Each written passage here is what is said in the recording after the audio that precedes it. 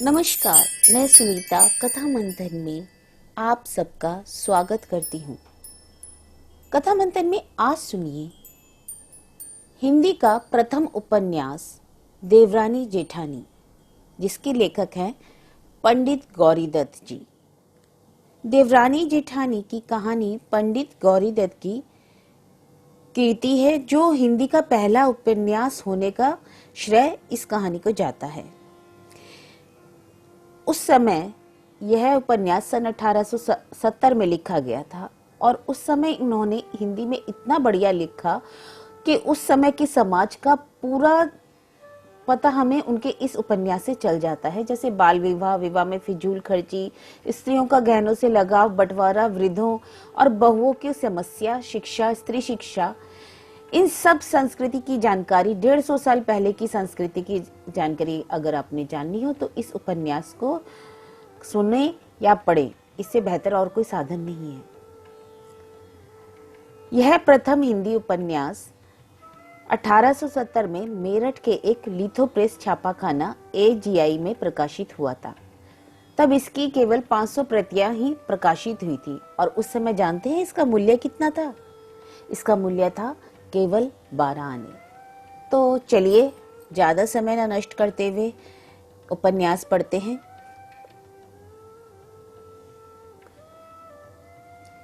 जिसके लेखक हैं पंडित गौरीदत्त शर्मा। मेरठ में सर्वसुख नाम का एक अग्रवाल बनिया था। मंडी में आड़त की दुकान थी। आसपास के गांव से लोग सौदा लाते, इसकी दुकान पर बेच जाते। पैसा रुपया तुलाई का इसके हाथ भी लग जाता और कभी भाव चढ़ा देखता तो 1000 का नाज पात लेकर दुकान में डाल देता और फायदा देखकर उसे बेच डालता। ब्याज बट्टे और गिरवी पाते की भी उसे बहुत तेरी आमदनी थी। हाट हवेली, धन दौलत, दूध पूत परमेश्वर का दिया हुआ उसके पास सब कुछ था और यह इसने अपने ही पुरुषार्थ से किया था। माँ बाप तो पिछले हैजे में 5 वर्ष का छोड़कर मर गए थे। चाचा ने ही पाला था और थोड़े ही दिन हुए होंगे जब तो ककड़ियां बेचा करता था, चना चबेना करता था, खांचा सिर पे लिए गलियों में फिरा करता था। फिर इसने परचून की दुकान ली। मुंशी टिकट नारायण और हर सहाय काबली शहर के अमीरों की इसके यहाँ उठा पजत होने लगी। इसमें परमेश्वर ने ऐसी की सुनी की आड़त की दुकान हो गई। जहां तहां से माल आने लगा, इज्जत बढ़ गई। लोग 50,000 रुपए का भ्रम करने लगे। सच है, जिसे ईश्वर देता है तो छप्पड़ फाड़कर ऐसे ही देता है। बड़ा भला मानस था। अड़ोसी पड़ोसी सब इससे राजी थे। पुण्यदान में बहुत तो नहीं, परंतु छठे छमाहे कुछ न कुछ करता रहता था और बड़ी अवस्था में आप ही अपना विवाह भी किया था। पहले 2 लड़कियां हुई। बड़ी का नाम पार्वती और छोटी का नाम सुखदई रखा। फिर ईश्वर ने और दया की 2 लड़के दिए। बड़े लड़के का नाम दौलत राम और छोटे लड़के का छोटे छोटे पुकारने लगे। इन सब बहन भाइयों की कोई 2-2, 3-3 वर्ष की छुटाई बढ़ाई होगी। बड़ी लड़की दिल्ली भी आई गई। छोटी लड़की की मंगनी बंशीधर कबाड़ी के यहाँ हापुड़ में हुई। एक दिन रात को अपने घर में कहने लगा कि सुखदई की माँ लाला बुलाकीदास हमारी बिरादरी में जो मदरसे में नौकर हैं, यूं कहते थे कि अपने छोटे बेटे को तुम अंग्रेजी पढ़ाओ, क्या सलाह है? और दौलत राम को तो मैं अपने कार में गिरूंगा।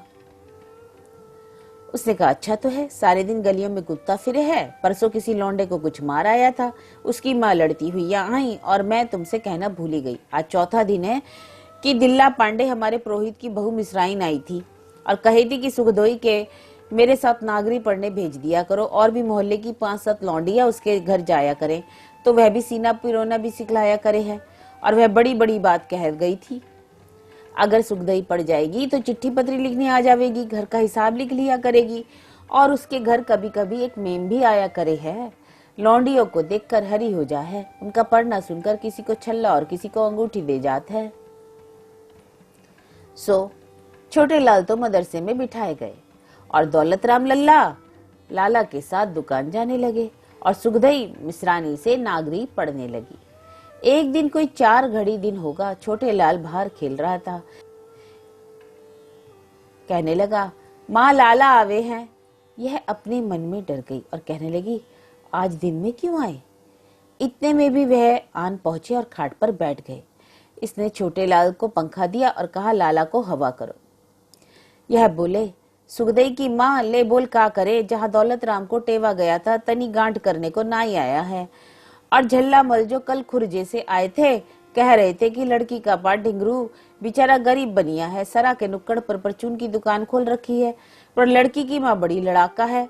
तुम्हारे समधी के पास ही हमारा घर है। और छोटे लाल की पीठ ठोककर कहने लगा कि भाई छोटे लाल, हमारा नसीब बेवर है।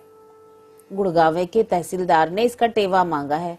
अभी तो रास्ते में लाला दीनदयाल खिरपी की ताऊ गाड़ी में बैठे आवे थे, मुझे पुकार कर कहने लगे कि मैं मामा जी से मिलने गुड़गांव गया था, सो वह पूछे थे सर्वसुख आरती का छोटा बेटा क्या किया करे है। मैंने कहा, साहब मदरसे में अंग्रेजी पढ़े है और होशियार है, सो उन्होंने उसका टेवा मांगा है, तो मुझे दे देना तो मैं भेज दूंगा। लाला साहब लड़की बड़ी सुघड़ है, वह अपनी लड़की को आप नागरी पढ़ाया करे हैं। सुखदई की माँ बोली कि तुम दौलत राम की सगाई रख लो, आई हुई लक्ष्मी घर से कोई नहीं फिरता, और रुपया पैसा तो हाथ पैर का मेल है, आगे लौंडिया लौंडे का भाग है। सो नाई तनी गांठ करके चला गया और उसी साल में विवाह की चिट्ठी लेके आया। इन्होंने कहला भेजा कि अब के वर्ष तो हमारी लड़की विवाह की ठहर गई है, अगले वर्ष विवाह रख लेंगे। छोटे लाल की पत्री गुड़गांव मिल ही गई थी। लाला दीनदयाल के मार्फत वहां से कहलावत आई कि सर्वसुख जी से कहना कि मरती जीती दुनिया है, आगे मैं सरकारी नौकर हूँ, आज या कल जाने कहाँ की बदली हो जाए, सो लड़की का विवाह हम इसी साल में करेंगे। और इन्होंने यहाँ से कहला भेजा कि हमारी इज्जत उनके हाथ में है, अभी तो 2 विवाहों से निपटे हैं और इस साल में न केवल सूझता ही नहीं, अगले साल जैसा मुंशी जी कहेंगे वैसा करेंगे। अगले साल विवाह की तैयारी हो गई और बड़ी धूमधाम से लाला जी बेटे का विवाह कर लाए। दोनों तरफ की वाहवाह रही और जब बहू घर आई, बगड़ पड़ोसन सब इकट्ठी हो गई। सुखदई की माँ से कहने लगी, बहन बहुरिया तो भली सुंदर है, तेरी बड़ी बहू का रंग तो सांवला है, और जो कोई बड़ी बूढ़ी आती बहू कहती पाँव पड़ू जी, और यह कहत बहुत सीधी सपूती बूढ़ सुहागन रहे।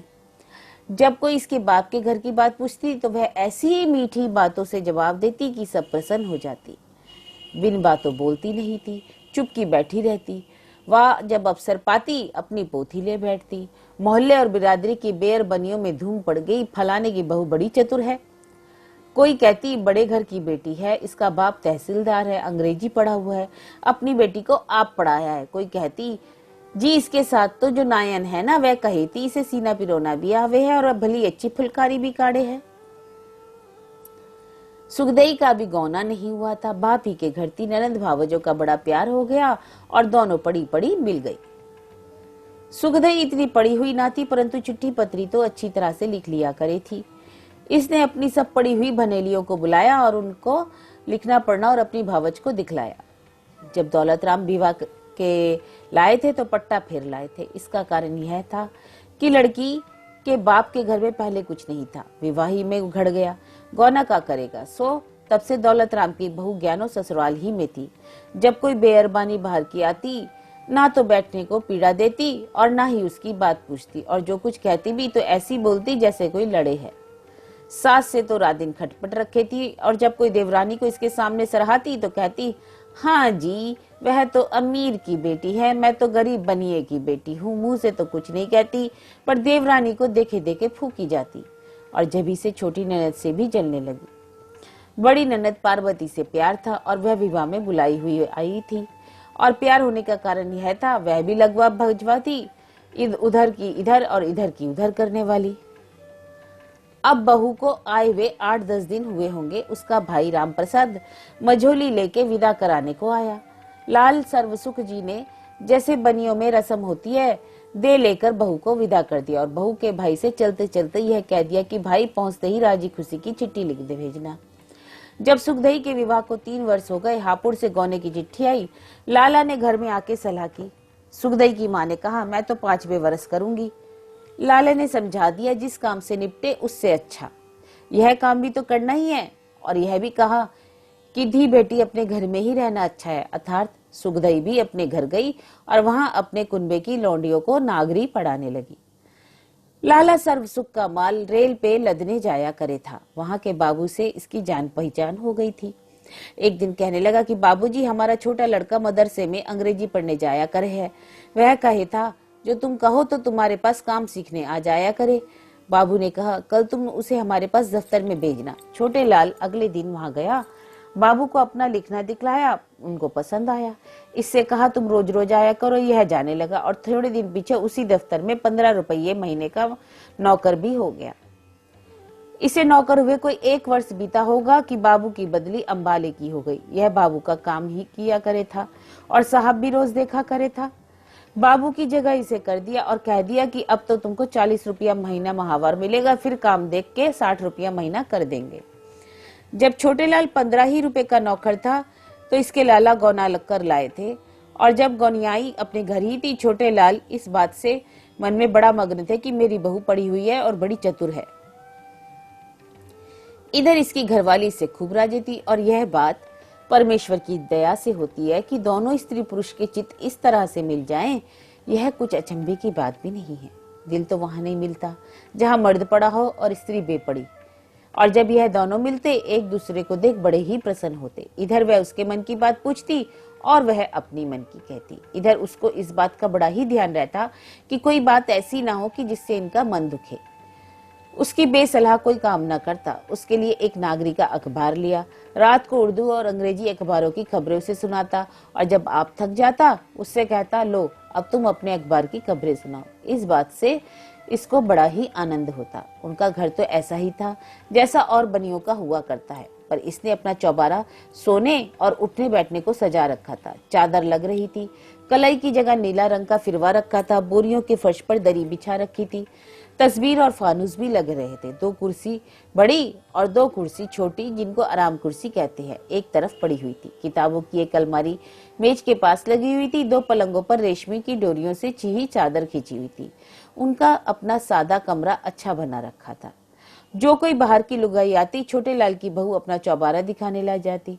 एक दिन अपनी जेठानी से बोली, आओ जी तुम भी आओ। उसने कहा, अब ले मैं ना आती। और लुगाइयों ने कहा, निगोड़ी अपने देवर का चौबारा देख लेना। शर्मी शर्मी उठी चली गई और चौबारे को देख हक बक रह गई।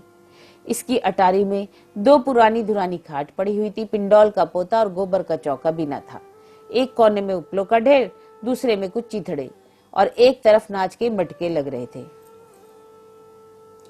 इसका कारण यह था कि बेचारा दौलत राम तो निरा बनिया ही था, पढ़ा लिखा था नहीं। आगे उसकी बहू गांव की बेटी थी और उसने देखा ही क्या था। छोटे लाल की बहू किसी सुथराई और सफाई और कहा, आटा पीसना गोबर पाथना उसको खूब आवे था। वह दिन भर लड़ा करती थी। छोटे लाल की बहू सारे दिन कुछ न कुछ करती रही थी। सवेरे उठते ही बुहारी देती, चौका बासन करके दूध बिलोती, फिर नहा धो के 2 घड़ी भगवान का नाम लेती, रोटी चढ़ाती। जब लाला छोटे लाल रोटी खा के दफ्तर चले जाते, थोड़ी देर पीछे दौलत राम और उसका बाप दुकान से रोटी खाने को आते। जब वह खा लेता और सास जिठानी भी खा चुकती, सबके पीछे वह आप रोटी खाती। और जिस दिन दौलत राम की बहू रोटी करती, दाल में पानी बहुत डाल देती और कभी नून ज्यादा कर देती, कभी डालना भूल जाती। गांव के सी मोटी मोटी रोटियां करती, किसी को बहुत सेक देती और तो कोई कच्ची रह जाती। इसलिए बेचारी देवरानी को ही दोनों वक्त चूल्हा फूकना पड़े था। रात को पूरी पराठा और तरकारी कर लिया करे थी और दोपहर की रोटी खाने से पीछे घंटा 1.5 घंटा आराम करती। फिर सीना पिरोना, मोजे बुनना, फुलकारी करना, टोपियों पे कला बत्तू की बेल लगाना आदि जिस काम को जी चाहता वह लेकर बैठती। इस समय मोहल्ले और बिरादरी की लौंडियां 2 घड़ी उसके पास आ बैठा करती, किसी को मोजे बुनना बतलाती और किसी को लिखना पढ़ना सिखलाती, और आप भी अपना काम किए करती। जब कभी इस काम में मन उचटता तो अपनी पोथी में से सहेली और बनेलियों की कहानियां सुना सुनाकर कभी रुलाती कभी हंसाती, और जब कभी ज्ञान चर्चा छेड़ देती तो भगवत गीता के श्लोक पढ़ पढ़कर ऐसे सुंदर अर्थ करती कि सुनकर सब मोहित और चकित हो जाती। और जिस दिन एकादशी, जन्माष्टमी, रामनवमी व कोई तिथि पर्व होता तो सीना पिरोना न होता, उस दिन तुलसीदास और सूरदास के भजन गाती, विष्णु पर सुनाती और सबको प्रसन्न करती और खुद भी प्रसन्न हो जाती। रात को जब सब व्यालू होकर चुकते वह अपने चौबारे में चली जाती। रात को 10 बजे तक जहां तहां की बातचीत करके हंसती और बोलती रहती। सुखदई के भांजे का विवाह यहाँ मरवाड़े में हुआ था। हापुड़ से अपनी बहू को लेने आया। अगले दिन लाला सर्व सुख से दुकान पर मिलने आया। राजी खुशी कहे के बोला कि मामी ने अपनी भावज को यह चिट्ठी दी है, घर पहुंचा देना। लाला ने नौकर के हाथ चिट्ठी घर भेज दी। छोटे लाल की बहू ने पहले आप पढ़ी, फिर सास को पढ़कर इस तरह सुना दी। श्री सर्वपमा योग्य बहु आनंदी जी, यहाँ से सुखदोई की राम राम बाचना। यहाँ क्षेम कुशल है, तुम्हारी क्षेम कुशल सदा भली चाहे है। तुम्हारी एक चिट्ठी आई थी, मैंने तो उसका जवाब लिख दिया था, फिर तुमने कोई चिट्ठी नहीं लिखी। यद्यपि वहाँ के आने जाने वालों से राजी खुशी की खबर मिलती रही थी, तथापि चिट्ठी के आने से आधा मिलाप है। अब तो मुझे आए बहुत दिन हुए, तुमसे मिलने को जी चाहे है। सो माँ से कहना कि मुझे 2-4 महीने को बुला ले, यहाँ से मेरा जी उछट रहा है। लाला जी से माँ पूछ देंगी तो मेरी नथ बन गई हो तो ज्ञानचंद मेरे भांजे के हाथ भेज देना, और भाई की भोज प्रबंध की पोथी जो तुम्हारे पास है थोड़े दिन के लिए भेज देना। जब मैं आऊंगी लेती आऊंगी। अब तो यहाँ भी एक लौंडियों का मदरसा हो गया है। हमारी विसरानी से हमारी पलागन कह देना, और सब सहेलियों और बनेलियों से राम राम कहना। चिट्ठी का जवाब जरूर जरूर लिखे लेना। थोड़े लिखे को बहुत जानना। चिट्ठी लिखी मृगऋषि बदी 1 संवत 1925। सुखदई की माँ ने चिट्ठी सुन के कहा कि कल 5 सेर आटे के लड्डू कर लीजियो, लौंडिया को कोथली भेजनी है, और जो मैं कहूँ चिट्ठी में लिख दीजो। सो सुखदई को यह चिट्ठी लिखी गई। स्वास्ति श्री बीबी सुखदई जी, यहाँ से आनंदी की राम राम बाचना। चिट्ठी तुम्हारी आई, समाचार लिखे सो जाने। तुम्हारी माँ जी ने लाला जी से तुम्हारे बुलाने वास्ते कहा था, सो उन्होंने कहा है कि माघ के महीने में हम बाग की प्रतिष्ठा करेंगे, तब लौंडिया सुखदई को भी बुलावेंगे। और मेरे सामने जेठ जी से कह दिया है कि भाई तू ही लौंडिया को जाके ले आइयो। और वह बाग लाला जी ने दिल्ली के रास्ते में लगाया है, उसमें कुआं तो बन गया है, सिवाला बन रहा है। जिस सुनार को तुम्हारी नद बनने को दी थी वह सोना लेके भाग गए हुए। लाला जी कहे थे दूसरे सुनार से और बनवाकर भेज देंगे। तुम्हारी बनेली रामदई मेरे पास रोज रोज फुलकारी सीखने आया करे है। बेचारी बड़ी गरीब थी, तुम्हें नित्य दिन याद कर ले रही थी। जिठानी जी के स्वभाव को तो तुम जानो ही हो। एक दिन बेवास्ते उससे लड़ पड़ी, 3 दिन से वह नहीं आई। 2 घड़ी जी बहला करे था, सो यह भी न देख सकी। फुलकारी का ओना जो मैं तुम्हारे लिए अपने पीहर से लाई थी, बोझ प्रबंध की पोथी, 5 सेर लड्डू और 8 आने नगद तुम्हारे भांजे के हाथ तुम्हें भेजे हैं। रसीद भेज देना। तुम्हारी माँ ने तुम्हें राम राम कही है, और मेरी राम राम अपनी सासू माँ और भनेलियों से कह देना। चिट्ठी लिखी मिति मर्गशिर सुदी 2 संवत 1925। यह चिट्ठी और चिट्ठी में लिखी हुई चीजें सुखदई के भांजे के हाथ भेजी गई। जवानी भी कहलावत गई कि लाला बंसीधर से कह देना कि माघ के महीने में लौंडिया को लेने बहल आवेगी। ऐसा न हो कि उल्टी फिरी आवे, एक चिट्ठी लिख भेजे। यहाँ दौलत राम की बहू बड़ी भोर उठ के गौ की धार काटती, गोबर पाती, नहाती न धोती, चरखा लेकर बैठ जाती, और कभी कभी दाल दलती, नाच पटकती, आटा छानती। 10-10 और 20-20 मन अनाज दुकान में इकट्ठा आ जाए था। उसे अकेली बोरियों और कट्ठों में भर देती। काम तो बहुतेरा करे थी, पर वैर विश्वाद और बहुत रखी थी। और यह सास ने दोनों देवरानी जेठानियों को जैसा जिस जोग देखा काम बांट दिया था। पीसना, खोटना, चरखा पुनी जैसी मेहनत के काम देवरानी से ना हो सके थे, इसलिए कि उसने बाप के घर में किए ही ना थे। परंतु वह उससे 10 गुने अच्छे काम कला बत्तू और गोटा किनारी के जाने थी। पीसने खोटने में क्या रखा है, घड़ी भर पीसा 2 पैसा का हुआ। वह 8 आने रोज का तो कड़ावट का काम कर लेवे थी। जेठानी रोटी खा के फिर चरखा ले बैठती। इस जैसी इसकी भी 2-1 बनेलियां थी, सो कोई ना कोई इसके पास आ बैठी करती। यह उससे देवरानी का ही झिकना झिकती, सासू के खोट बतलाती। मेरी सास बड़ी 2 जगन है। छोटी बहू को जो कोई आधी बात कहे है तो लड़ने को उठे है। ससुर जी से मेरी रात दिन कटनी करे है। यूं कहे है यह तो कच्ची रोटी करे है, बहन जैसी पे जासी आती होगी वैसे ही तो ना करूंगी। और यह मेरी देवरानी बड़ी खोट है, चुप चोटी है। मेरा देवर 70 चीजें लावे हैं, दोनों खसम जोरू खावे हैं, किसी को एक चीज ना दिखलावे हैं। छोड़ियों के मेले में दिन जरा सा मूंग का दाना मेरे वास्ते लेके आई थी, सो मैंने तो फेर दिया। हमें तो जैसा मिल जावे है खा लिया करे हैं। मेरी देवरानी छटांग भर पक्का घी दाल में डालकर खावे है। इस प्रकार के नित्य चुगली करती और अपनी देवरानी को सुना सुना कर चरखा काटती जाती, ताने मेने और बोली ठोली मारती जाती। लेकर पीस कोई खाए, खावे कोई ऐसी लुगाई भी होती होगी जो पीसना न जानती हो। यो कहो कि मेहनत नहीं होती। देवरानी चुपकी सुना करती, कभी कुछ कहती ना थी। एक दिन उसने इतना कहा था कि जेठानी जी तुम्हारा कैसा स्वभाव है, बाहर की लुगाइयों के सामने तो बोली ठोली मत बात करो, इससे घर की बदनामी हो गए है। उसके पीछे ऐसी 5 पत्थर लेकर पड़ी कि उसे पीछा छुड़ाना ही दुर्लभ हो गया, और बोली अब चल तो तेरी जेठानी है उससे कह, छोटा मुंह और बड़ी बात, आप बड़ी बन के बैठी है और जो कुछ मुंह में आया कहती रहती है। वह बेचारी चुपके होकर चली आई। सास ने कहा, अरे तू उससे बोली ही काहे थी? उसने कहा, आए जी मैंने तो उसके भले की बात कही थी। सास ने कहा, मैं क्या कहूँ, हमारी ये वह कहावत है ना, अपना मरण जगत की हंसी। दौलत राम की बहू जहां तक होता अपने मालिक से रात को नित्य प्रति सास और देवरानी की बुराई करती। तुम जानो आदमी ही तो है, और वह भी बेपड़ा। रोज रोज के सिखलाने और बहकाने से दौलत राम भी अपनी बहू की हिमायत करने लगा और माँ से लड़ने लगा। जब उसकी माँ ने यह हाल देखा तो एक दिन उसके बाप से कहा और सलाह दी कि दौलत राम को जुदा कर दो और मैं तो छोटी बहू में रहूंगी और तुम्हारी तुम जानो। ऊंच नीच सोच के बड़ी देर में से यह जवाब दिया कि अच्छा तो मैं बड़ी बहू में रोटी खा लिया करूंगा। अपना सिर पकड़कर बैठ गया और कहने लगा कि बिरादरी के लोग हंसेंगे, ठट्टे मारेंगे, और फलाने के घर लुगाइयों में लड़ाई हुई थी सो उसने अपने बड़े बेटे को जुदा कर दिया। देखो यह कैसी बहू आई है, इसने हमारे नाम में बट्टा लगाया और घर 3 तेरह कर दिया। घरवाली बोली, अजी जब अपना ही पैसा खोटा हो तो परखान वाले का क्या दोष है? जग तो आरसी है, जैसा लोग देखेंगे वैसा ही कहेंगे। सामने का दालान दौलत राम को दे दिया और सब तरह से जुदा जोखा कर दिया। सो कोई चीज दुकान से आती, दोनों घर में आधी आधी बढ़ जाती। जब यह खबर गुड़गांवे पहुंची कि लाला सर्व सुख के यहाँ औरतों में लड़ाई हो रही है, सो उन्होंने अपनी बेटी को जुदा कर दिया है। सो तहसीलदार साहब ने अपनी बेटी के यह चिट्ठी लिखी।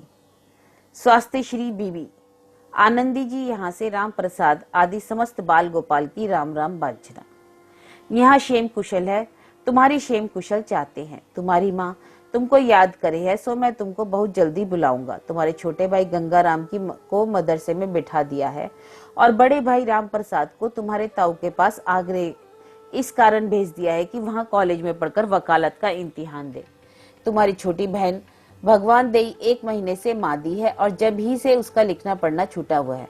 और तुम तो आप बुद्धिमान हो, परंतु तो भी पिता का धर्म है 2-4 बातें लिखना आवश्यक है। बेटी, जो मैं तुमसे उस दिन प्रसन्न होऊंगा जब यह सुनाऊंगा कि तुम्हारी ससुराल वाले तुमसे प्रसन्न है। तुम्हारा लिखना पढ़ना उसी दिन काम आएगा जब तुम अपनी सास की आज्ञा में रहोगी। सास को माता तुल्य जानना, ननद और जेठानी को अपनी बहनों से अधिक मानना। और यह मैं जानता हूँ कि सब लड़कियों को ससुराल में जाकर प्रथम कठिनता मालूम हुआ करती है, और इसका कारण यह है कि बाप के घर तो कुछ और ही चाल चलन होता है और ससुराल में जाकर नए नए तौर देखती हैं। जी घबराया करता है, परंतु जो ज्ञानवान लड़कियां हैं घबराती नहीं, सब काम किए जाती हैं।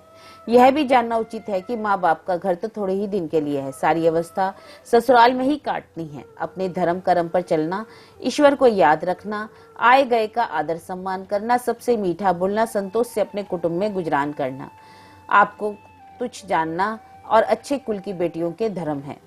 ज्ञान 40 की पोथी में तुमने पढ़ा है कि अच्छों से सबका लाभ होता है। मेरा इस कहने का प्रयोजन यह है कि जो कोई स्त्री तुम्हारे कुटुंब की तुमको सीने पुरोने का काम दे, जो अवसर मिले उसे कर देना उचित है। देखो विद्यादान का शास्त्र में कैसा महात्मा लिखा है, अर्थात जो बातें तुमको आती हैं औरों को भी सिखलाना। चिट्ठी लिखी मती शौशुदी 6 संबत 1925। यह चिट्ठी छोटे लाल के खत में बंद होकर आई और उसने अपने घर में दे दी। दौलत राम के जुदा होने से 6 महीने पीछे एक लड़की हुई। इधर उसी दिन हापुड़ से चिट्ठी आई कि लाला सर्वसुख जी अनंत 14 के दिन 4 घड़ी दिन चढ़े तुम्हारे देवती हुई है। उस समय लाला दुकान पर थे। चिट्ठी को पढ़ के लाला ने दौलत राम से कहा कि ले भाई, लौंडियों ने घर घेर लिया, यह चिट्ठी अपनी माँ को सुनाया। दौलत रात की लड़की की छठी तो हो चुकी थी। 10 उठन के दिन लाला भी घर ही थे। सारे कुटुंब ने उस दिन दौलत राम की ही के घर खाना खाया था। दोपहर को दुकान से एक पल्लेदार चिट्ठी लेके आया और बोला, लाला जी ये चिट्ठी तुम्हारे नाम दिल्ली से आई है, मुनीम जी ने खोली नहीं, तुम्हारे पास भेज दी है और 1 आना महसूल का दिया है। लाला ने चिट्ठी पढ़ के कहा, पार्वती की बड़ी लौंडिया का बसंत पंचमी का विवाह है। 15 दिन पहले वह भात नौताने आवेगी, सो अब भात का फिक्र भी करना चाहिए। घरवाली बोली कि सुख दही का छूचक भेजना है। फिर ऐसी ही 2-4 गृहस्थ की बातें करके कहा कि छोटे लाल के घर में भी लड़की वाला होने वाला है, बहू के बाप को एक खत गिरवा देना और वह साथ भेज दे। दौन भर पक्के लड्डू, 5 तेल बागे, 5 गहने, कुछ मूंग और चावल, 1 रुपया नगद छूचक के नाम से नाई के हाथ हापुड़ भेज दिया। और जब पार्वती भात न्योताने आई तो अपनी देवरानी को साथ लाई। गुड़ की भेली दे के बोली कि विवाह में सबको आना होगा। लाला जी ने कहा, बीबी छोटे लाल की तो छुट्टी नहीं, दौलत राम भात लेके आवेगा और विवाह से एक दिन पहले नाई ब्राह्मण को साथ ले। दौलत राम भात लेके दिल्ली में जा पहुंचा। उस दिन सारी बिरादरी में बुलावा फिर गया कि आज भात लिया जाएगा। 51 रुपए नगद, नथ, बिछुआ, छन, पछेली, सोने मूंग की माला, पाजेब, सोने की हेकल, सोने का बाजू पचलड़ा और 9 नगे। पार्वती के सारे कुटुंब को कपड़े, 21 तियल भरी भरी, 11 बर्तन, 1 दोशाला, 1 रुमाल आदि सबको दिखला करके पार्वती के ससुर के हवाले किए। और जब भात लेकर डौड़ी पर पहुंचे तो पार्वती 10-20 तो स्त्रियों के साथ लिए गीत गाती हुई भाई की आरती करने आई थी। वहां दौलत राम जी को कोई पूछता, यह कौन साहब है, कह देते कि यह भाती है। इन्हीं दिनों छोटे लाल की बहू गरम चीज ना खाती, बहुत करके कोठे पे ना जाती और ना बोझ उठाती। जब किसी चीज को खाने को जी चाहता अपनी सास व किसी बड़ी बूढ़ी से पूछ के मांग लेती। ऐसी वैसी चीज ना खाती, खट्टी चीजों को बहुत जी चाह करे था। सो कभी कभी नींबू का अचार व कैरी खा लेती। जेठ शुद्धि 3 जुमेरात के दिन छोटे लाल के घर लड़के का जन्म हुआ। बड़ी खुशी हुई। नक्कार खाना रखा गया, जन्म पत्री लिखी गई। बिरादरी वालों को एक एक पान का बीड़ा दिया। वह उठ खड़े हुए और बोले, लाला सर्व सुख जी मुबारक। उन्होंने उत्तर दिया कि साहब आपको भी मुबारक। बाहर जो नाई ब्राह्मण घिर गए थे उन सबको पैसा वैसा बांट दिया। दाई को 1 रुपया दिया, वह 5 रुपए मांगती रही। जच्चा को खाने को गूंद की पंजीरी दी। अब जो भाई बिरादरी और नाते रिश्ते में से औरतें आती, लौंडे की दादी को मुबारक व बधाई कह के बैठ जाती। वे कहती, जी भगवान ने दिया तो है, अब इसकी उम्र लगावे और लहना सहना हो। नातेदारों और प्यारे मोहल्ले वालों को यहाँ से कुर्ता टोपी हंसली कुड़ले आने लगे। जी ध्यानों के यहाँ से जो आए उनमें से किसी को फेर दिया और किसी को रख लिया। 2-2 4-4 रुपए जैसे नाता देखा उन पर रख दिए। तहसीलदार के यहाँ से भी छूचक आया और बहुत अच्छा छूचक आया। सारी बिरादरी में वाह वाह हो गई। जिनके स्वभाव खोटे पड़ जा रहे थे फिर सुधरने कठिन आ पड़े। या कुछ तो खुशी हुई, पर जेठानी एक दिन को भी ना आकर के खड़ी हुई। छठी और दसूठन के दिन चरखा लेकर बैठी और जिस दिन देवरानी 40 दिन का नहान नहा कर उठी तो उस बरिया नाक में बत्ती दे छीका और सास और देवरानी को सुना सुना कर कहती, जिनके नसीब खोटे हैं उन्हीं के बेटी होती है और जिनके नसीब अच्छे हैं उनके बेटे होते हैं।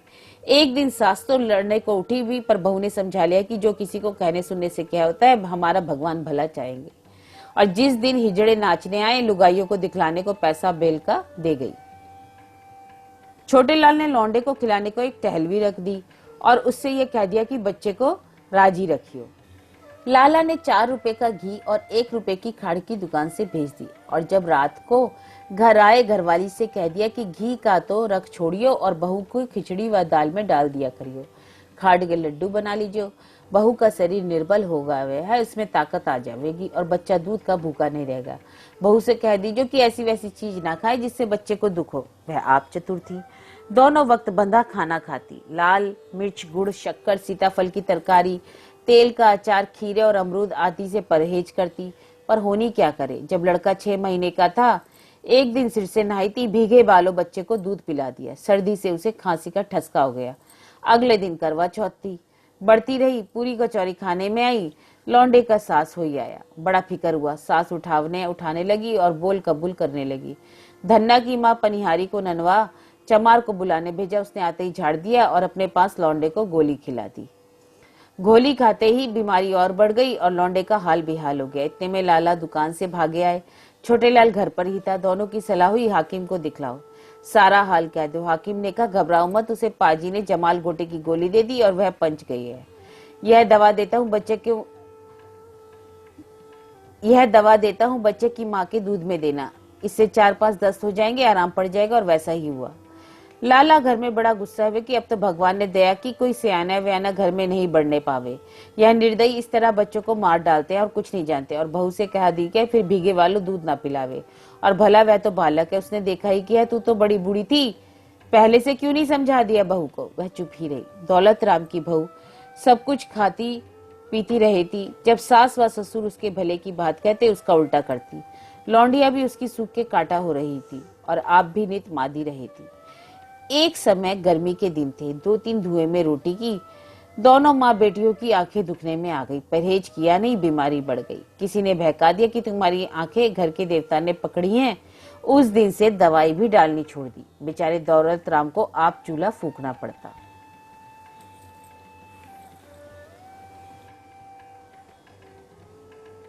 जब लाला को यह खबर हुई, वह एक दिन आके बहुत लड़े कि दवा नहीं डालोगी तो अंधी हो जाओगी। तब कोई 15 दिन में रसौत की पटौली से आराम हुआ। लौंडे की आंखों को पहले आराम हो गया, क्योंकि दौलत राम हकीम जी के यहाँ से दवाई गिरवा लाया करे थे। छोटे लाल के लड़के का जन्म का नाम तो कुछ और ही था, परंतु लाड से उसको नन्हे नन्हे पुकारने लगे थे। जब वर्ष ही दिन का हो गया होगा कि उसकी भी आंखें दुखने आई। गरम गरम साई डाली, जस्त आजा, मलाई के फाये बांधे, आराम नहीं हुआ। जब इसकी माँ ने अपनी सास से कहा कि मेरी माँ मेरे भाई की आंखों के वास्ते एक रगड़ा बनाया करे थी, जो तुमको कहो तो नन्हे की आंखों के वास्ते मैं भी बना लूं। उसने कहा अच्छा। 1 तोला जस्त, 1 तोला रसोद, 6 माह से फटकी, 2 तोले छोटी हड़ बाजार से मंगा के 1 तोले गांव के घी में को 100 बार एक बार धोकर उसमें रसौत और फटकी पीस के मिला दी।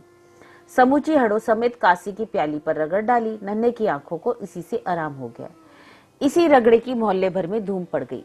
जिस किसी के बच्चे की आंखें दुखने आती, मांग के ले जाती और इसे डालते ही आराम हो जाता। खुर्जे वाली की लौंडिया की आंखें फिर दुखने आई थी, इसी रगड़े से आराम हुआ। एक दिन छोटे लाल की बहू बोली कि सासू जी, जब मेरे लाला दिल्ली में सर रिश्तेदार थे तो मेरे बड़े भाई के माता रानी का टीका लगवा दिया था। वह भी कहे तो मैंने भी लिख देखा है, और जिस बच्चे को टीका लग जाता है तो फिर माता नहीं निकलती, और जो निकले भी है तो जोर का नहीं। सो नन्हे के चाचा से कहे था कि जो माँ और लाला जी की मर्जी हो तो नन्हे के टीका हम भी लगवा दें। सो माँ बाप की आज्ञा से छोटे लाल ने सफा खाने के बड़े बाबू से नन्हे को टीका लगवा दिया। और जब बच्चे को दांत निकलते हैं तो बड़ा ही दुख होता है। जो दूध पीता है डाल देता है, दस्त आया करते हैं, शरीर दुर्बल हो जाता है, बच्चा रोता बहुत है, दूध नहीं पीता। यही हालत नन्हे की हुई। एक बोरिया ऐसा मादा हुआ कि सबने आस छोड़ दी। बकरी के दूध से आराम हुआ था। और एक दिन छोटेलाल अपने साहब की चिट्ठी लिखवा के बड़े डॉक्टर के पास भी नन्हे को ले गया था। डॉक्टर ने कहा कि जब बच्चे के दांत निकलते हैं उसको जंगली और मैदानी की बहुत सवेरे सवेरे रोज रोज हवा खिलाया जाए, इससे अच्छी और कोई दवा नहीं है। सो छोटे लाल ने अपने नौकर को हुक्म दिया, जब तक गड़ुलो न बने नन्हे को गोद में लेकर गोलक बाबू के बाग तक रोज हवा खिला लाया करो। और नन्हे जब 2 वर्ष का हुआ, गड़ुले में बैठा और सूर्य कुंड तक भेजने लगे। और बहुत करके छोटे लाल आप भी गड़ुले के साथ जाया करे थे। इससे नन्हे को का सब रोग जाता रहा और शरीर में बल आ गया। रात को दोनों स्त्री पुरुष उसे खिलाते और बड़े मग्न होते। जब छोटे लाल कहता आओ नन्हे मेरे पास आओ, वह चट चला जाता। और जब उसकी माँ कहती आओ मेरे पास आओ, हम चीजी देंगे, वह ना आता। दोनों हंस पड़ते और कभी माँ की खाट पे से बाप की खाट पे चला जाया करता और कभी रोके फिर चला आता। यह दोनों उसका तमाशा देखा करे थे। जब छोटे लाल किसी प्रकार के संदेह में होता, चाचा चाचा कह के उससे लिपट जाता। इससे संदेह जाता रहता और उसे गोद में उठा खिलाने लगता। और कभी कहता कि नन्हे को अंग्रेजी पढ़ा के रुड़की कॉलेज में भेजेंगे और इंजीनियर बनावेंगे। उसकी घरवाली कहती कि नहीं, इसको तो वकील बनावेंगे, और मेरा ताऊ आगरे में वकील है, हजारों रुपए महीने की तो आमदनी है, और घर के घर है, किसी का नौकर नहीं। एक दिन बड़े लाला चबूतरे पर पोते और पोती को खिला रहे थे। जो कोई लल्ला का मिलापी उधर जाता, लाला कहते सलाम कर भाई, यह भी तेरे चचा है। नन्हे अपने सिर पर हाथ रख लेता और हंस पड़ते और कहते जीते रहो। इतने में दिल्ली पंडे आए। पहले लाला ने आप पलागन की और लड़के से बोले कि हाथ जोड़ पलागन कर, यह हमारे पुरोहित हैं। उन्होंने कहा सुखी रहो लल्ला, और फिर बोले सर्व सुख जी, यह लड़का बड़ा बुद्धिमान और भाग्य वाला होगा, क्योंकि इसके छोटे दांत हैं, चौड़ा माथा है और हंसमुख है। इसकी सगाई बड़े घर की ली ना। लाला ने कहा देखो महाराज, तुम्हारी दया चाहिए, परमेश्वर ने बुढ़ापे में यह सूरत दिखाई है, कहीं जीवे सगाई बधाई तो पीछे है। पांडे जी ने कहा लाला साहब, दौलत राम की लड़की दुबली क्यों है? उन्होंने कहा महाराज मादी थी और चुप हो रहे। जब दौलत राम की लड़की 3 वर्ष की हो गई और जब 2 वर्ष की थी, तब एक दिन दौलत राम की बहू उसे छोटी दिल्ली और बड़ी दिल्ली दिखला रही थी और घूं घूं माऊ को खिला रही थी कि अर्थात कभी उछलती और लपकती, कभी पैरों पर बिठाकर नीचे करती। इससे लौंडिया की हंसली उतर गई, रोई और चिल्लाई बहुत। यह तो सिबिया की चाची एक पड़ोसन थी, उसे बुलाया, उसने आके चढ़ाई। एक बरिया तो ऐसा हुआ था कि वह अपनी लौंडिया को खसखस बराबर नित अफून दिया करती थी। वह इसलिए कि वह अपने काम धंधे में लगी रहे और वह चरखा पुन किया करती। लौंडिया नशे में खटोले पर पड़ी हुई खेला करती। एक दिन लौंडिया का जी अच्छा नहीं था, रोवे बहुत थी। उसने जाना कि इसका नशा उतर गया है, चने बराबर और दे दी। थोड़ी देर पीछे मुंह में झाग झाग हो गए, हुचकी भरने लगी। हाल देख सुखदेई की माँ ने दौलत राम को दुकान से बुलवाया। वह हकीम जी को ले आया, तब उन्होंने रद्द करने की दवा दी। उससे कुछ आराम पड़ा और लौंडिया मरते मरते बची। दौलत राम की बहू की भनेली, जिसका नाम नथिया था, कोर्ट पर रही थी। कभी कभी उसके पास आया करे थी। उसका मालिक साहब लोगों में कपड़े की फेरा फेरी करे था। दीनानाथ कपड़े वाले की दुकान पर नौकर था। जब सायकाल को सारे दिन का थका हरा आता, नून तेल का झिकना ले बैठती। कभी कहती मुझे गहना बना दो, रोती झिकती, लड़ती भिड़ती, उसे रोटी न करने देती। कहती कि फलाने की बहू को देख, गहने में लद रही है, उसका मालिक नित नई चीजें लावे है। मेरे तो घर में आके भाग फूट गए। वह कहता, अरे भगवान जाने, भगवान रोटियां ही क्यों कर गुजारा करे है, तुझे गहने पाते की सूझ रही है। एक न सुनती, रात दिन कलेश रखती। वह दुखी होकर निकल गया और अपनी चिट्ठी भी नहीं भेजी। एक दिन वह अपनी भनेली से मिलने आई थी। वह तो घर नहीं थी, छोटे लाल की बहू के पास चली गई। उसने बड़े आदर सम्मान से उसे बिठाया और पूछा कि तुम्हारा क्या हाल है। उसने अपनी सारी विपदा अपनी कही और यह भी कहा कि मैंने सुना है कि बसंती का चाचा जयपुर में लक्ष्मी चंद सेठ की दुकान पर मुनीम है। तुम मेरी तरफ से एक ऐसी चिट्ठी लिख दो कि वह हमको वहां बुला ले व आप यहाँ चला आए, और जैसा मेरा हाल है उसके लिखने में कुछ संदेह मत करो। मैं जीते जी तुम्हारा गुण नहीं भूलूंगी। छोटे लाल की बहू ने चिट्ठी लिखी। स्वास्थ्य श्री सर्वोपरि विराजमान, सकल गुण निधान, बस्ती के लाला जी, बसंती की चाची की राम राम बाजना। जिस दिन से तुम यहाँ से गए हो, बाल बच्चे मारे मारे फिरे हैं। तन पे कपड़ा नहीं, पेट की रोटी नहीं, कोई बात नहीं पूछता कि तुम कौन हो। लोग अपने बच्चे को मेले ठेले सैर तमाशे दिखलाते फिरे हैं और तुम्हारे बच्चे गलियों में डकारते फिरे हैं। मेरी विपदा का कुछ हाल मत पूछो। 5 बरस तो इतने कठिन मालूम नहीं दिए, परंतु इस काल में जो कुछ था सब बेच खाया। यह मुझसे ख्वाटी माती स्त्रियों के पास बैठने से ऐसा हुआ। जैसा मैंने किया वैसा मैंने पाया। अब मेरी पहली सी बुद्धि नहीं रही। मेरा अपराध क्षमा करो और हमको वहां बुला लो। यहाँ चले आओ। आगे और का लिखूं। चिट्ठी लिखी आश्विन बदी 4 संबत 1926। जब ये चिट्ठी उसके पास पहुंची, सुनते ही रो पड़ा और फिर वहां से आके अपने सारे कुटुंब को जयपुर ले गया।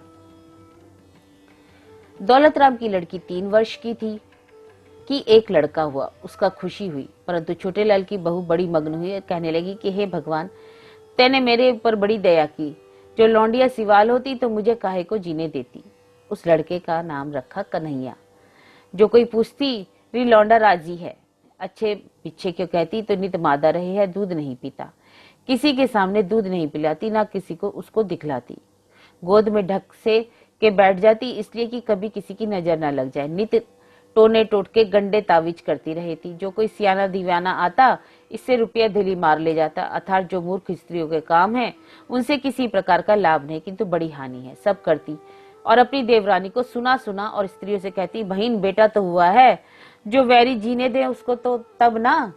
जब छोटे लाल की बहू मादी ही थी, एक लड़का और हुआ। उसका नाम मोहन रखा। उसको धाके इस कारण दे दिया कि बीमारी में बच्चे की माँ का दूध सूख गया था।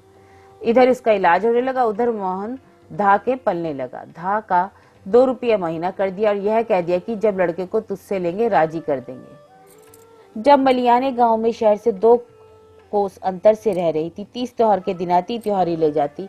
जब कभी छोटे लाल व उसका लाला घर होते, 54 धा को दे देते और उसकी लल्ली पत्तो कर देते। घबराइयो मत, इस घर से तुझे बहुत कुछ मिलेगा। और वह धा जाटनी थी। उसका जाट लाला की दुकान पर बैठ के दिन घी बेचने आया करे था। सो लाला उससे भी कह दिया करे थे कि भाई हमारे तुम्हारे घर की सी बात है, वह लौंडा तुम्हारा ही है, उसको राजी रखना।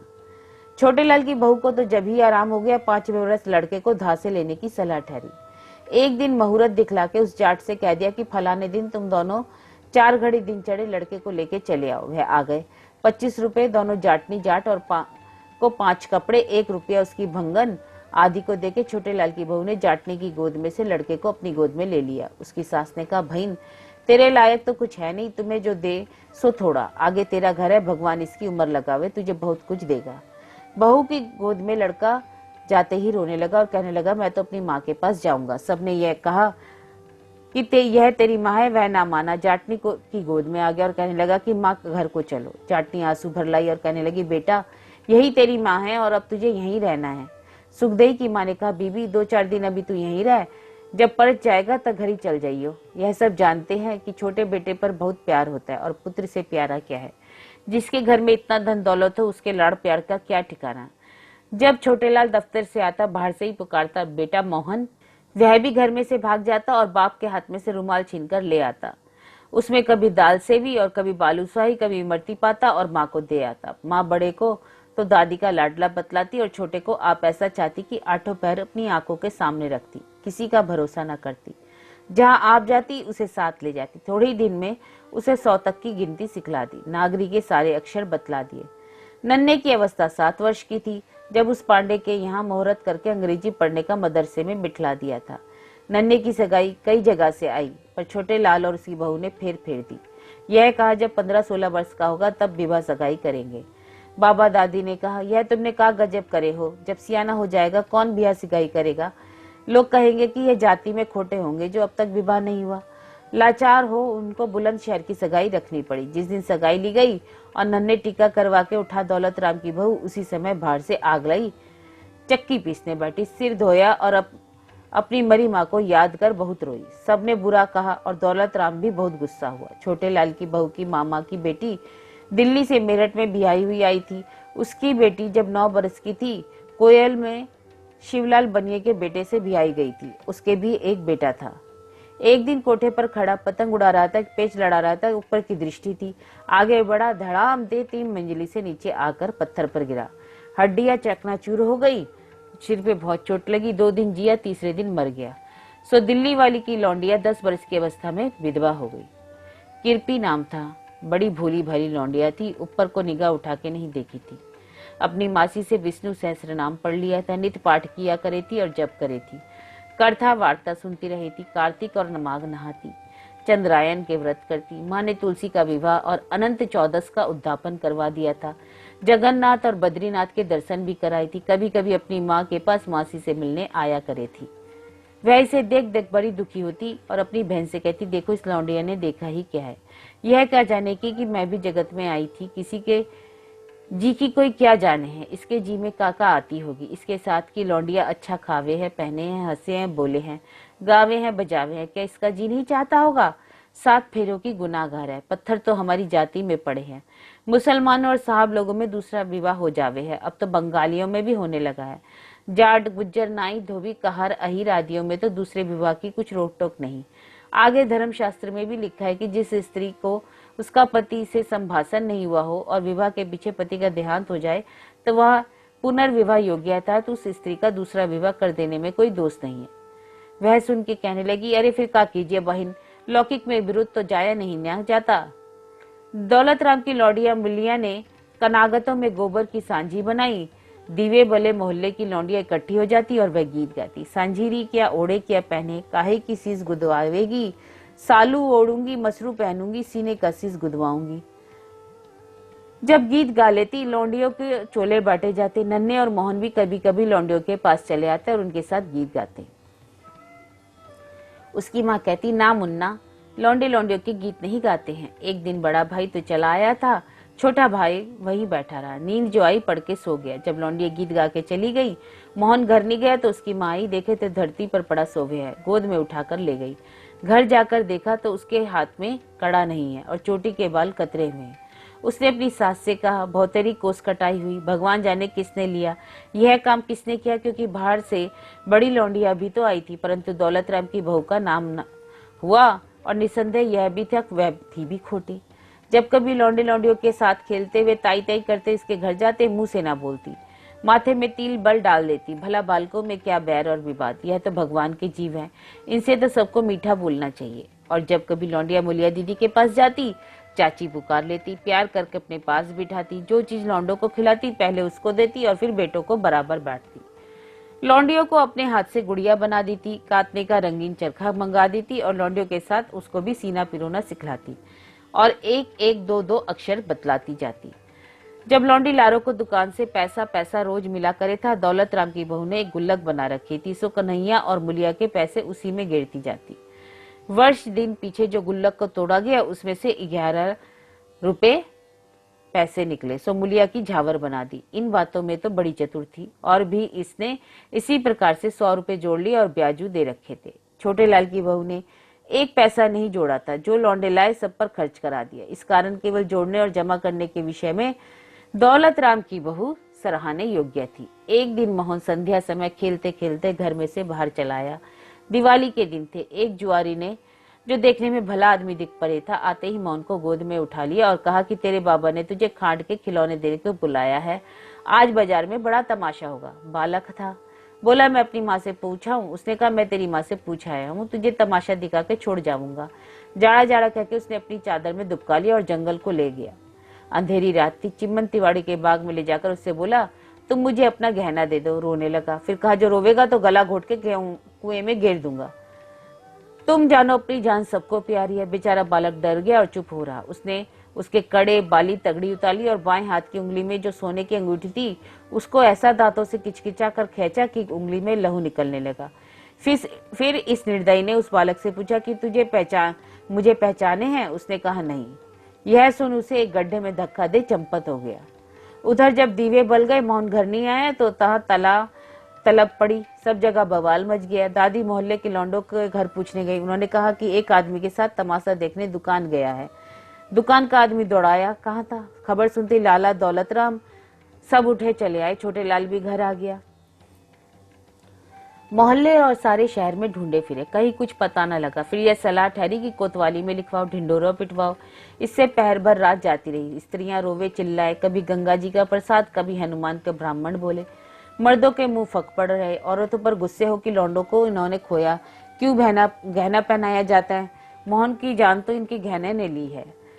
अब सबको संदेह यही हुआ कि किसी ने गहने के लालच में गला घोट कुएं में गिर दिया। बड़े लाला ने जमादार कहने से 5-7 पल्लेदार बुलवा, मसाले जलवा सब दरवाजों से बाहर लोगों को देखने भेजा। बागों, मंदिरों, कुओं में कांटे डाल डाल सब जगह देगा। जब चिम्मन तिवाड़ी के बाग में पहुंचे, उस मशाल के साथ दौलत राम था। कुएं को देख जूही आगे बढ़े। गड़े के पास निकले तो दौलत राम के कान में किसी बालक के सुबकने का शब्द सुनाई दिया। उसने कहा ठहरो, इस गड़े में देखो तो। देखा तो एक बालक सुबक रहा था। उसी समय हुसैनी पल्लेदार कूद पड़ा और मोहन मोहन कह उसे उठा लाया और ऊपर ले आया। देखा तो सारा शरीर लहू लुहान हो रहा था। इसका कारण यह था, उस गड्ढे में एक कीकड़ का पेड़ था। जब उस निर्दयी ने धक्का दिया तो वह कांटों पर जाकर गिरा था। फिर उसे घर ले आए। बाबा ने देखते ही छाती लगा लिया। लोगों ने कहा लाला साहब, मोहन का तो नया जन्म हुआ है। लाला ने पूछा मुन्ना तुझे कौन ले गया था? उसने सारा हाल बतलाया और कहा मैं उसे नहीं पहचानता। लोग बोले ये तो बात अच्छी हुई। फिर मोहन को घर भेज दिया। माँ दादी गले लग के बहुत रोई। इतने में छोटे लाल जी जो मसाल लेकर ढूंढने गया था आन पहुंचा और मोहन को देख बड़ा आनंद हुआ। दौलत राम की बहू सबके सामने कहने लगी कि अब मेरे जी में जो आया है भगवान ने बड़ी दया की, परंतु मन की बात परमेश्वर ही जाने। लाला ने लड़की वालों के कड़े वाली उतरवा दी और कह दिया कि फिर कोई नहीं पहनाने पावे। अगले दिन 5 रुपए के लड्डू मोहल्ले और बिरादरी में बांटे गए। कुछ दान पुण्य भी करवाया। दौलत राम की लड़की का संबंध अतरौली में चुन्नीलाल कसेरे के बेटे से हुआ था। उन्हीं दिनों किसी ने लाला सर्वसुख जी से कहा लाला जी तुमने कहाँ सगाई कर दी? वह तो तुम्हारी बराबरी के नहीं है, बारात भी हल्की लावेंगे। उन्होंने यह उत्तर दिया कि भाई मैंने तो घर वर दोनों अच्छे देख लिए, उनका तो कुटुंब बड़ा है, सादा चलन है, लड़का पढ़ा लिखा है, दुकान का कारोबार अपने हाथ से करे है, बड़ा चतुर है, रुपया पैसा किसी की जाती नहीं, ऊपर की टिप टाप अच्छी नहीं होती। मनुष्य को चाहिए जितनी चादर देखे उतने पाँव पसारे। मुझे यह बात अच्छी नहीं लगती। जैसे और हमारे बनिए हाट हवेली गिरवे रखे, दुकान में से 1000-2000 रुपए जो बड़ी कठिनाई से पैदा किए हैं विवाह में लगाकर बिगड़ जाते हैं। अब मुलिया का विवाह फुलेरा दोज का ठहर गया। दिन के दिन बाराती आए। जब बारात चढ़ ली, जनवासे में जा ठहरी, गाड़ी वालों को भूसा दिलवा दिया गया। 51 रुपए नगद, सोने के 5 गहने, 300 रुपए की मालियत, 5 बर्तन, जरी का जामा, एक घोड़ा, एक पालकी यहाँ से खेत में गया। जब खेत दे के लौटे तो कहते हैं लाला साहब जीमने में कि जल्दी करो, 10 बजे से पहले के फेरे हैं, ऐसा ना हो कि लगन टल जाए। और जब बारात जीमने आई तो नौसा इसलिए नहीं आया कि कवारे नाते जिमाते नहीं है। सत पकवान हुई, सबने प्रसन्न होकर खाया और जब जीम चुके मड़े के नीचे फेरों में बैठ गए। दिलाराम पांडे और एक ब्राह्मण ने जो समधियों की औरत मिलाकर विवाह कर दिया। फेरों पर से उठ के भूर बाटी और फिर समधी जनवासे में चले गए। जब कोई पहर दिन चढ़ा, बारात में से लड़कों को बुला भेजा कि बसियावल जीम जाओ। दोपहर पीछे बेटी वालों के यहाँ से नौतनी गई। रात को बराती तासे बजवाते, जजकियों से गवाते, अनार और महाता भी छेड़ते जीमने आए। अगले दिन जब बड़ी पूरी होली विदा की ठहरी, उस समय लाला सर्वसुख जी ने सब बरातियों को 1-1 रुपए नारियल टीके किया। उससे बड़ी वाहवाही रही। 21 तियाल, 1 दौसाला, 11 बर्तन, 1 बड़ा भारी टोकना, कुछ रुपए नगद और पकवान आदि उस समय समधी को दिया। और उन ले देकर लाला सर्वसुख और दौलत राम ने हाथ जोड़कर कहा, लाला साहब, हमसे कुछ नहीं बन गया, आया तुमने हमको ढक लिया। वह बोले, लाला तुमने हमारा घर भर के बाहर से भी भर दिया। फिर दूल्हा और दुल्हन को पलंग पर बिठाकर धान बोए। लौंडिया रोने लगी, मैं तो सासू के नहीं जाऊंगी। उस समय उसकी माँ, दादी और चाची समेत और जो स्त्रियां खड़ी थी सब आंसू भर लाई। उनको सबको रोते थे। दौलत राम की आंखों में भी आंसू निकल पड़े और कहने लगा, बेटी रोवे मत, तुझे जल्दी बुला लेंगे। फिर लड़की और लड़के को पालकी में बिठा दिया और बुढ़ा ने दरवाजे लाकर सब बिरादरी की आदमी बारात पहुंचाने आए। समधियों से राम राम करके अपने अपने घर चल दिए। लाला सर्वसुख जी की सलाह 3 रोटी देने की थी। कई छोटे लाल के मुंह से निकल गई थी, 2 ही तो रोटी बहुत है। इस बात पर दौलत राम की बहू बहुत नाची कूदी और कहने लगी, छोटे लाल की गांठ का क्या खर्च होता, अभी तो मालिक बैठा है। नन्हे की सगाई बुलंदशहर में झुन्नी मुन्नी के यहाँ हुई थी। वह खत्ती भरा के थे। नाच का भाव जो गिरा, उन्होंने अपनी 4 खत्ती बेच दी। इसमें से उनको 2000 रुपए बन रहे थे। सो उन्होंने यह सलाह दी कि भाई लौंडिया का विवाह कर दो, यह इसी के भाग के हैं। विवाह सुजवा के सर्वसुख जी को एक चिट्ठी भेजी कि 7वां तीज को विवाह न केवल सूझे है, बहुत शुभ भी है। सो तुमको रखना होगा। और पीछे से नाई साहे चिट्ठी लेके आवेगा। जब यह चिट्ठी यहाँ आई, लाला ने छोटे लाल और दौलत राम को उनकी माँ के सामने बुला के सलाह की, ये ही ठहरी की रख लो, जहाँ 100 नहीं सवाए। छोटे लाल ने कहा, हमें अपने काम से काम है, बहुत सी टिपटाप में यहाँ नमूद मरी जा रही है। लाला की घरवाली बोली कि कल को 2 रुपए का कुसुम भेज देना, हम रहनी तो चढ़ा ले और गोटा किनारी लेते आना। दिन कह रह गए हैं, आगे सीना पिरोना है। लाला बोले, सब काम दौलत राम कर देगा। और छोटे भाई कल चौधरी को बुला के पूछो तो सही कितने कितने की गाड़ी है। छोटे लाल ने कहा, पहली सवारी लिखी जाए कि कितनी भयेली जाएंगी, जब 2 जगह पूछकर किराए कर लेंगे। दौलत राम ने कहा, चबेनी तो 2 दिन पहले से ही जाएगी, गर्मी के दिन है, बहुत दिन में पकवान बुझ जाए हैं। अगले दिन यहाँ से बुलंदशहर की चिट्ठी का उत्तर लिख दिया गया और थोड़े दिन पीछे वहां से नाई साई चिट्ठी लेकर आया। उसमें 7 बान लौंडे के और 5 बान लौंडियों के लिखे थे। तिवास के दिन सारी बिरादरी को जेवनहार हुई। जो जीवने नहीं आया उसका परोसा घर भेजा गया। जब लौंडा घोड़ी चढ़ लिया, रात को बारात चल दी और हापुड़ जा ठहरी। वहां लाला ने पहले ही आदमी भेज दिए थे कि वहां जाकर बंसीधर से कह दे कि बाग में कढ़ाई चढ़वा दे। सो वहां सब सामान तैयार था। लाला ने बरातियों से कहा, ला भाई, नहा धो के पहले भोजन कर लो। रात को चबीने बाट के लिए फिर चल दिए। दोपहर से पहले बुलंदशहर जा पहुंचे। शहर के बाहर से बेटी वाले के घर खबर करने को नाई भेज दिया। जब बारात चढ़ ली गई, गाड़ी वालों से दाने भूसे पर तकरार हुई। तासे वालों और जचकियों ने 1-1 आदमी को 2-2 परोसे मांगे। जब वार दीवार हो गई, तब नौसे की जनवासी में ले गए। और जब लौंडा फेरों पर से उठकर थापा पूजने गया, वहां उसने यह 4 छन कहे और 1-1 छन का 1-1 रुपया लिया। छन पिरा की छन अय्या और छन पिरा की जोड़ा। दूसरा छन जब कहूंगा जब ससुर देगा घोड़ा। दूसरा छन था, छन पिरा की अय्या और छन पिरा की धार। अब का छन जब कहूं जब सासू देगी हार। तीसरा, छन पिरा की अय्या और छन पिरा की पोता। धोसा लेके भ्याने आया सर्वसुख का पोता। यह सुनकर सब स्त्रियां हंस पड़ी और कहा, 3 हुए, एक और कह दो। चौथा, छन पिरा की अय्या छन पिरा की खुर्रम। तुम्हारी बेटी ऐसी रखूं जैसे आंखों का सुरम। 2 रात बारात वहां रही। विदा होकर बराती आनंद पूर्वक अपने घर आ गए। यहाँ खोड़िये में अर्थात विवाह वाली रात को अड़सन और बिरादरी की स्त्रियां इकट्ठे हुई। सबने गाया बजाया, पैसा पैसा बेल का दिया, नाच को धुरा था। चौधरी की बहू ने कहा, अरे ओ दौलत राम की बहू कहाँ है? उसकी सास बोली, अपने घर पड़ी सोवे है, और कहा है। उसने कहा, यहाँ ना आवेगी, कहीं लड़ी तो ना थी। छोटे लाल की बहू ने कहा, नहीं जी, यहाँ तो उसे किसी ने आधी बात भी नहीं कही। वह बोली, उसे मैं लाऊं हूं, और 2-4 लुगाइयों को साथ लेकर घर पहुंची और शर्मा शर्मी सोती को उठा लाई। सबके बीच बिठा के उसने ढोलक बजवाई और बेचारी गाना बजाना क्या जाने थी। ढोलकी के बजते ही सब लुगाई हंस पड़ी। वह वहां से उठ खड़ी और रूस के अपने घर चली गई। सबने मनाया, फिर ना बैठी। अब लाला सर्वसुख जी बहुत बूढ़े हो गए हैं थे। दुकान का काम तो बड़े बेटे दौलत राम ने संभाल लिया था, परंतु लाठी लेकर लुढ़कते ढुलकते दोपहर को पीछे रोटी खा के दुकान चले जाया करे थे। छोटे लाल यह कहा करे थे कि लाला जी, अब तुम बैठ के भगवान भजन गाओ, इस जगत की माया मोह को छोड़ो। छोटी बहू ससुरे की बड़ी ठहल करे थी। बिछौना बिछावे, धोती धोना, रात को गर्म दूध करके पिलाना, यह सब काम यही करे थी। और अपने भनौलिये से कहती, जी यह हमारे तीरथ है, हमारे कहाँ भाग जो अपने बड़ों की टहल करे। धर्मशास्त्र में लिखा है कि जो अपने बड़ों की टहल करते हैं उनके कुल की वृद्धि होती है और स्वर्ग प्राप्त होता है। जब कभी वह बूढ़ा दौलत राम की बहू से पानी मांगता, वह काम को कहता तो काम क्या करती, परंतु कहती कि उत्तम मरता भी तो ना है, तो रात दिन कान खा रहा है।